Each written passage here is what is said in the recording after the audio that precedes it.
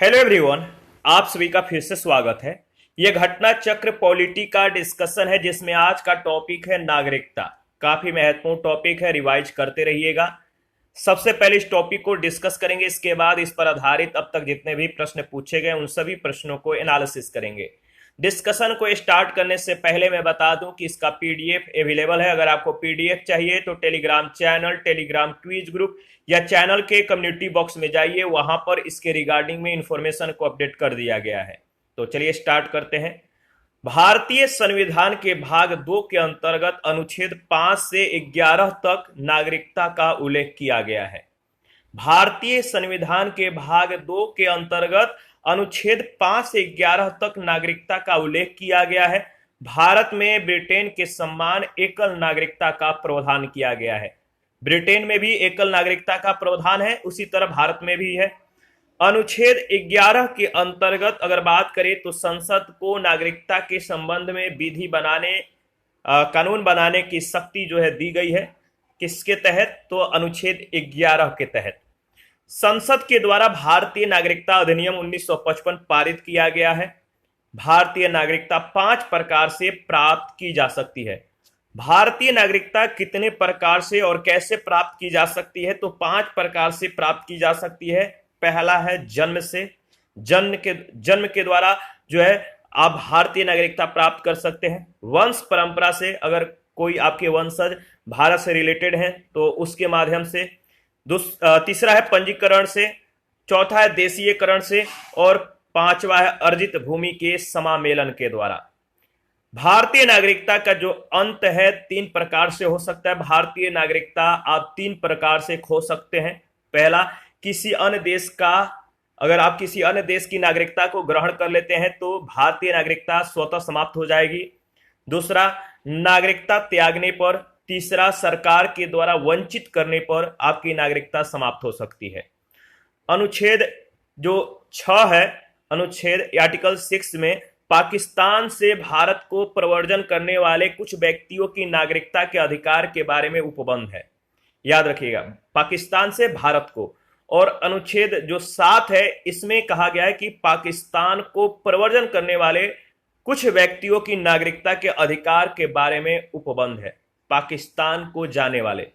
अनुच्छेद 8 में भारत के बाहर रहने वाले भारतीय उद्भव के कुछ व्यक्तियों की नागरिकता के अधिकार के बारे में उपबंध है। तो आर्टिकल 8 में क्या प्रावधान है?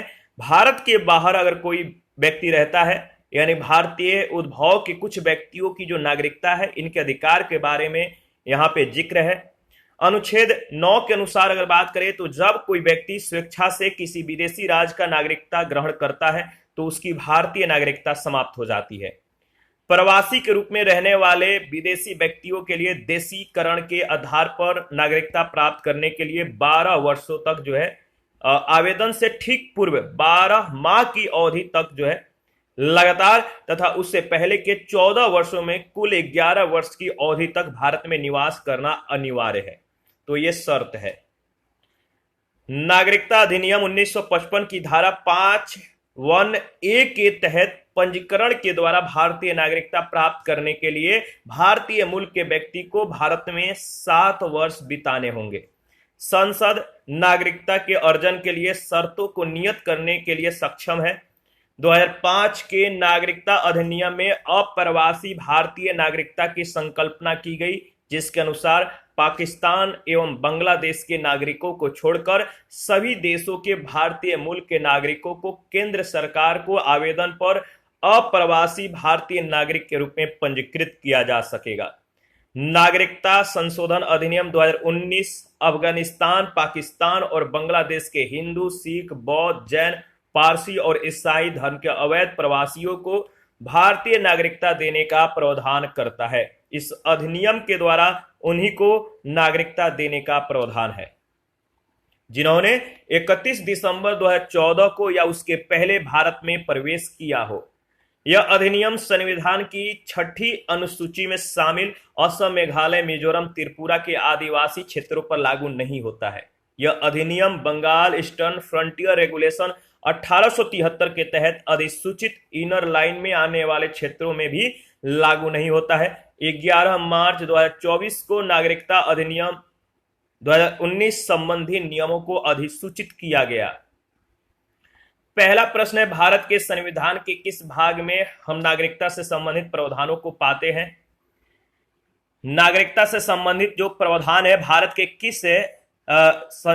के संविधान के किस भाग में दिया गया है? तो आपको मालूम है भाग 2 में। भारत के संविधान के भाग 2 के अंतर्गत अनुच्छेद 5 से 11 तक नागरिकता से संबंधित प्रावधान उल्लेखित है। प्रश्न संख्या 2 है, नागरिकता से संबंधित प्रावधान संविधान के किस भाग में है?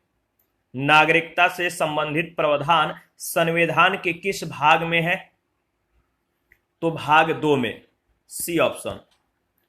थर्ड नंबर है, भारतीय संविधान के कौन से अनुच्छेद नागरिकता से संबंधित है? भारतीय संविधान के कौन से अनुच्छेद नागरिकता से संबंधित है? अनुच्छेद 5 से 11 तक। 4 नंबर है, भारतीय संविधान निम्न में से कौन सी नागरिकता प्रदान करता है? भारतीय संविधान निम्न में से कौन सी नागरिकता प्रदान करता है? एकल नागरिकता, बी ऑप्शन बिल्कुल करेक्ट ऑप्शन है। भारतीय संविधान एकल नागरिकता प्रदान करता है। भारत के प्रत्येक नागरिक के अगर बात करें तो भारत के प्रत्येक नागरिक की केवल एक नागरिकता है, यानी वह केवल भारत का नागरिक है। अमेरिका के भांति संघ और राज्यों की दोहरी नागरिकता भारत में प्रचलित नहीं है। अमेरिका में क्या है कि एक मतलब कि संघ के नागरिक और दूसरा जो है राज्यों के नागरिक आप हो सकते हैं, यानी 2 नागरिकता वहां पे प्राप्त होती है लोगों को अमेरिका में।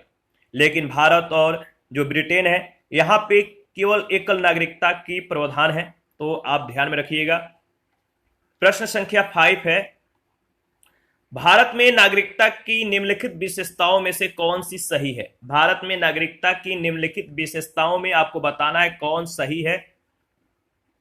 तो इसका सही जवाब हो जाएगा संपूर्ण भारत की एकल नागरिकता, सी ऑप्शन।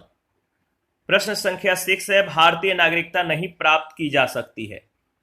भारतीय नागरिकता नहीं प्राप्त की जा सकती है तो भारतीय बैंक में धन जमा करके आप भारतीय नागरिकता को प्राप्त नहीं कर सकते हैं, लेकिन जन्म के द्वारा, देशीकरण के द्वारा और किसी भूभाग के सम्मिलन के द्वारा आप भारतीय नागरिकता को प्राप्त कर सकते हैं। भारतीय नागरिकता अधिनियम 1955 के द्वारा भारतीय नागरिकता निम्नलिखित तरीकों से प्राप्त की जा सकती है। पहला, जन्म के द्वारा। दूसरा, रक्त संबंध या वंश क्रम के द्वारा। तीसरा, रजिस्ट्रीकरण के द्वारा। चौथा, देशीकरण के द्वारा। पांचवा, किसी भूभाग के भारत में सम्मिलन के द्वारा। भारतीय बैंक में धन जमा करके जो है, यह धन जमा करना वाणिज्यिक व्यवहार है, यह नागरिकता प्राप्त करने का तरीका नहीं है।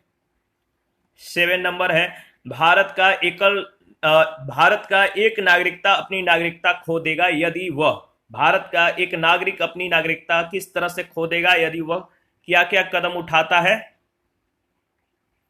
तो याद रखिएगा, अगर बात करें तो भारतीय नागरिकता का अगर वो परित्याग करता है तो भारतीय नागरिक जो है अपनी नागरिकता को खो सकता है। ठीक है। इसके बाद अगर बात करें तो स्वेच्छा से अन्य देश की नागरिकता अगर प्राप्त करता है तो भी उसकी भारतीय नागरिकता समाप्त हो जाती है। यानी इसमें जो 4 स्टेटमेंट है उसमें दूसरा पहला दोनों सही है, सी ऑप्शन बिल्कुल करेक्ट ऑप्शन है। भारत के नागरिक की नागरिकता का लोप निम्न दशाओं में होता है। पहला है, भारतीय नागरिकता का परित्याग करने की दशा में भारत की नागरिकता समाप्त हो सकता है। दूसरा, स्वेच्छा से अन्य देश की नागरिकता ग्रहण करने पर, जबकि सरकार की आलोचना करने पर नागरिकता समाप्त नहीं होगा। और अन्य देश के नागरिक से विवाह करने के कारण किसी भारतीय नागरिक की नागरिकता का लोप नहीं होता है। प्रश्न संख्या 8 है, भारत के संदर्भ में निम्नलिखित कथनों पर विचार कीजिए। 3 कथन दिए गए हैं, आपको बताना है इन तीनों में से कौन कौन सा कथन सही है। तो पहला है, भारत में केवल एक ही नागरिकता और एक ही अधिवास है, बिल्कुल सही है। दूसरा है, जो व्यक्ति जन्म से नागरिक हो केवल वही राष्ट्राध्यक्ष बन सकता है, ऐसा कोई बात नहीं। तीसरा, जिस विदेशी को एक बार नागरिकता दे दी गई है किसी भी परिस्थिति में उसे इसे वंचित नहीं किया जा सकता है, ऐसा भी नहीं है। तो दूसरा तीसरा सही नहीं है, पहला स्टेटमेंट सही है। आपका ऑप्शन ए बिल्कुल करेक्ट ऑप्शन है। भारतीय संविधान एकल नागरिकता प्रदान करता है तथा विशेष रूप से अनुच्छेद 370 के प्रावधानों को हटाए जाने के बाद भारत में केवल एक ही नागरिकता और एक ही अधिवास है। यूएसए की भांति, संयुक्त राज्य अमेरिका के भांति संघ और राज्यों की दोहरी नागरिकता या दो से अधिक देशों की नागरिकता का प्रावधान भारत में नहीं है। संविधान के अनुच्छेद 9 के अनुसार अगर बात करें तो विदेशी राज्य की नागरिकता स्वेच्छा से अर्जित करने वाले व्यक्ति भारत के नागरिक नहीं रह जाते हैं। इस प्रकार पहला कथन सही है। संविधान के अनुच्छेद 58(1) क के तहत अगर बात करें तो कोई व्यक्ति भारत का राष्ट्रपति निर्वाचित होने का पात्र तभी होगा जब वह भारत का नागरिक हो। इसके लिए जन्म से नागरिक होना जो है आवश्यक शर्त नहीं है, इसीलिए कथन दूसरा सही नहीं है। नागरिकता अधिनियम 1955 की धारा 10 के तहत भारत की नागरिकता प्राप्त करने वाले विदेशी व्यक्ति को नागरिकता से वंचित किया जा सकता है यदि उसने रजिस्ट्रीकरण या देशीकरण का प्रमाण पत्र, कपट, मिथ्या वैदेशन या किसी तात्विक तथ्य को छिपाने के द्वारा अभिप्राप्त किया हो, यदि उसने भारत के संविधान के प्रति अभक्त या अप्रीतिपूर्ण दर्शित किया हो, या यदि उसने भारत के किसी युद्ध के दौरान शत्रु देश के साथ विधि विरुद्ध व्यापार या संचार किया हो, यदि वह 7 वर्ष निरंतर भारत के बाहर साधारण निवासी रहा हो आदि। इस प्रकार कथन 3 भी सही नहीं है। प्रश्न संख्या 9 है, नागरिकता संशोधन अधिनियम 2015 के अंतर्गत निम्नलिखित में से कौन भारतीय कार्ड धारक प्रवासी नागरिक के रूप में पंजीकृत होने के लिए अर्ह नहीं है, योग्य नहीं है, मतलब कि एलिजिबल नहीं है। नागरिक संशोधन अधिनियम 2015 के अंतर्गत निम्नलिखित में से कौन भारतीय कार्ड धारक प्रवासी नागरिक के रूप में पंजीकृत होने के लिए अर्ह नहीं है? तो इसका सही जवाब है, बताइए, इसका सही जवाब हो जाएगा वे भारतीय जो विभाजन के उपरांत पाकिस्तान प्रवासी हो गए। सी ऑप्शन बिल्कुल सही जवाब है। इसके बारे में अगर बात करें तो नागरिकता संशोधन अधिनियम 2015 के अंतर्गत भारतीय कार्ड धारक प्रवासी नागरिक के रूप में पंजीकृत होने के लिए निम्नलिखित लोग योग्य है। पहला है मतलब कि एक अवयस्क बच्चा जिसके माता पिता में से दोनों या कोई एक भारतीय नागरिक है। दूसरा, भारतीय नागरिक की विदेशी मूल की पत्नी या भारतीय कार्ड धारक विदेशी नागरिक की विदेशी मूल की पत्नी। तीसरा, एक व्यक्ति का परपोता या परपोती जो दूसरे देश का नागरिक है लेकिन पितामही यानी या मातामही संविधान लागू होने के समय यानी उनके जो कह सकते हैं कि जो बुजुर्ग हैं उनके कोई बुजुर्ग या जो कोई भी है जो फैमिली के कह सकते हैं कि जो पितामही या मातामही, ये अगर उस समय संविधान लागू होने के समय या बाद में किसी समय भारतीय नागरिक थे तो ऐसा संभव है कि उनसे जुड़े जो मतलब कि बच्चे हैं वो भारत के नागरिक हो सकते हैं। एक व्यक्ति का एक वयस्क बच्चा कुछ शर्तों के साथ जो है खंड में उल्लेखित है तो उन शर्तों के साथ जो है नागरिकता प्राप्त कर सकता है। इसके अलावा पाकिस्तान, बांग्लादेश या अन्य देश के नागरिक को इससे वंचित रखा गया है, यानी जिसे केंद्र सरकार निर्धारित करे। प्रश्न संख्या 10 है, निम्नलिखित कथनों पर विचार कीजिए। इसमें जो है आपको 3 स्टेटमेंट है, आपको बताना है कौन से सही हैं। तो नागालैंड, असम, मणिपुर, आंध्र प्रदेश, सिक्किम, मिजोरम, अरुणाचल प्रदेश, गोवा की प्रादेशिक मांगों को देखते हुए भारत के संविधान में अनुच्छेद 371 क से लेकर या 371 ए से लेकर 371 आई अंतर्विष्ट किए गए हैं। तो क्या यह सही है? बिल्कुल सही है। 371 ए से लेकर 371 आई तक। देखिए इसमें जो सही है केवल डी ऑप्शन पहला। भारतीय संविधान के अनुच्छेद 371 ए से लेकर 371 आई में नागालैंड, ठीक है, 371 ए में नागालैंड, 371 बी के संबंध में अगर बात करें तो असम, मणिपुर 371 सी, आंध्र प्रदेश या तेलंगाना 371 डी से संबंधित है, यानी इनसे जुड़े उपबंध है। सिक्किम 371 ए, मिजोरम 371 जी, अरुणाचल प्रदेश 371 एच, गोवा 371 आई। राज्यों के संबंध में विशेष उपबंध अंतर्विष्ट किए गए हैं। कथन पहला सत्य है। भारत तथा संयुक्त राज्य अमेरिका के संविधान में दो तंत्र संघ और राज्य है, लेकिन भारत में नागरिकता एकहरी है, केवल एक नागरिकता प्राप्त है, जबकि अमेरिका में दोहरी। इसीलिए दूसरा कथन असत्य है। वे व्यक्ति जो देशीकरण के द्वारा भारत की नागरिकता प्राप्त करते हैं उन्हें नागरिकता अधिनियम 1955 के धारा 10 के अनुसार नागरिकता से वंचित किया जा सकता है, इसीलिए कथन तीसरा भी गलत है। आगे बढ़ते हैं। प्रश्न संख्या 11, किस देश में दोहरी नागरिकता का सिद्धांत स्वीकार किया गया है? किस देश में दोहरी नागरिकता का सिद्धांत को स्वीकार किया गया है? तो संयुक्त राज्य अमेरिका में, यूएसए में। दोहरी नागरिकता का सिद्धांत संयुक्त राज्य अमेरिका में स्वीकार किया गया है। वहां प्रत्येक नागरिक दोहरी नागरिकता प्राप्त करता है। प्रथम संयुक्त राज्य अमेरिका की, दूसरी उस राज्य की जहां वह निवास करता है। यानी जिस स्टेट में, मान लीजिए एक होता है सेंटर और एक होता है स्टेट, तो स्टेट और सेंटर दोनों की नागरिकता जो है अमेरिकी नागरिक को प्राप्त होता है। 12 नंबर है, निम्न में से कौन नागरिकता के अर्जन के लिए शर्तों को नियत करने के लिए सक्षम है? निम्न में से कौन नागरिकता के अर्जन के लिए शर्तों को नियत करने के लिए सक्षम है? सही जवाब है संसद, डी ऑप्शन। भारतीय संविधान के अनुच्छेद 11 में स्पष्ट किया गया है कि संसद को नागरिकता के संबंध में विधि बनाने की संपूर्ण शक्ति होगी। इस शक्ति के प्रयोग में संसद ने नागरिकता अधिनियम 1955 अधिनियमित किया है, जिसमें नागरिकता के अर्जन और समाप्ति के बारे में विस्तार से उपबंध किया गया है। नागरिकता अधिनियम 1955 के धारा 5(1)(a) के तहत पंजीकरण के द्वारा भारतीय नागरिकता प्राप्त करने के लिए भारतीय मूल के व्यक्ति को भारत में 7 वर्ष बिताने होंगे। 13 नंबर है, नागरिकता अधिनियम 1955 के अंतर्गत पंजीकरण के द्वारा भारतीय नागरिकता प्राप्त करने के लिए भारतीय मूल के व्यक्ति को भारत में कितने वर्ष बिताने होंगे?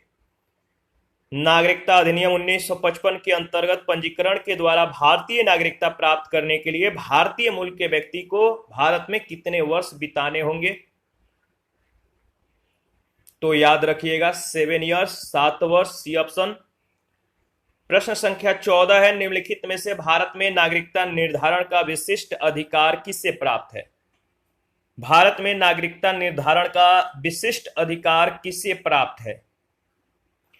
भारतीय संविधान के अनुच्छेद 11 के अनुसार अगर बात करें, किसके तहत? तो आर्टिकल 11 के अनुसार अगर बात करें, 11 के अनुसार भारत में नागरिक के निर्धारण का विशिष्ट अधिकार संसद को प्राप्त है। प्रश्नगत विकल्पों में संसद का नाम नहीं है, कोई भी विकल्प सही नहीं है।